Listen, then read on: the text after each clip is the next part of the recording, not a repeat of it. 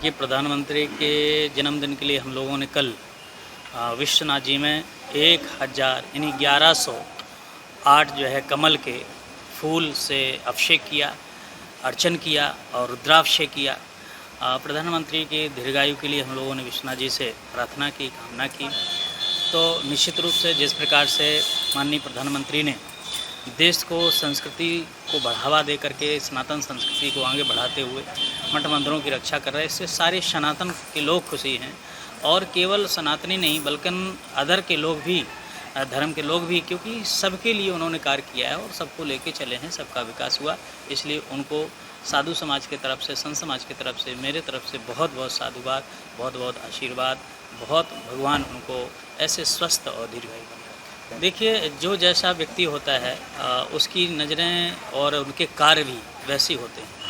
माननीय प्रधानमंत्री नरेंद्र मोदी जिस प्रकार से सनातन संस्कृति को बढ़ावा दे रहे हैं, मठ मंदिरों को निर्माण करा रहे हैं, चाहे वो कॉरिडोर हो, चाहे कहीं का मठ मंदिर हो, हर जगह का, चारों धाम का और 12 ज्योतिर्लिंग का जिस प्रकार से विकास कर रहे हैं और सनातन संस्कृति को लेकर चल रहे हैं, देश की रक्षा कर रहे हैं, हर स्तर से देश सुरक्षित है।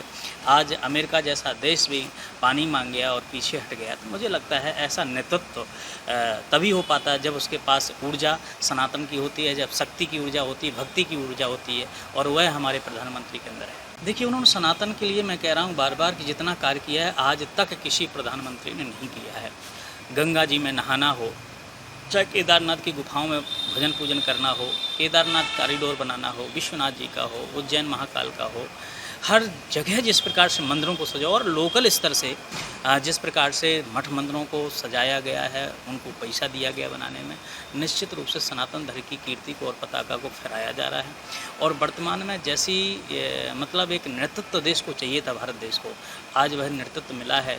और हर व्यक्ति के दिल से, छोटा हो चाहे बड़ा हो चाहे बूढ़ा हो, यही कामना निकलती है कि उनको भगवान और दीर्घायु बनाए रखे और आगे इसी प्रकार से उनकी जो है आयु बना करके और तेज बना रहे, जिससे देश का और नेतृत्व करें।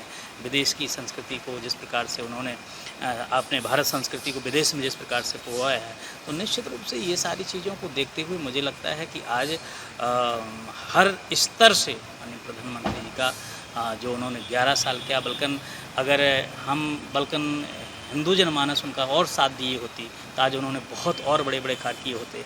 हम लोगों ने ही उनका साथ नहीं दिया।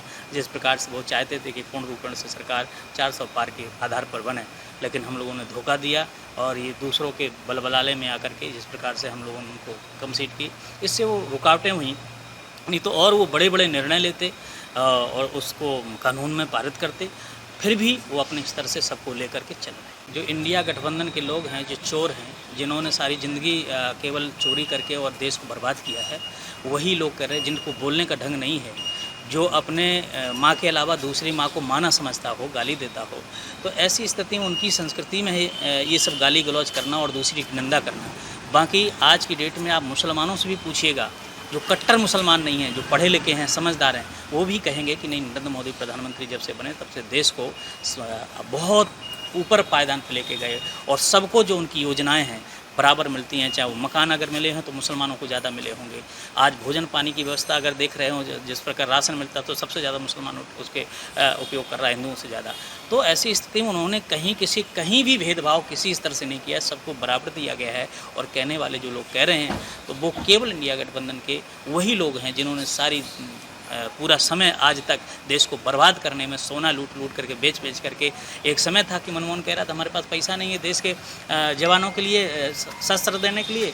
आज वही देश है जहाँ पर पैसा की क्या मतलब, हम आज चांद पर जा रहे हैं, हम आज कार्य नहीं कर रहे हैं, वही देश है। पैसा कहाँ से आ रहा? विकास की स्थिति आप देखो, रोडों को जाल बिछ गया, नहीं आदमी 2-2 3-3 दिन लग जाता था एक जगह जाने से दूसरी जगह पहुंचने तक।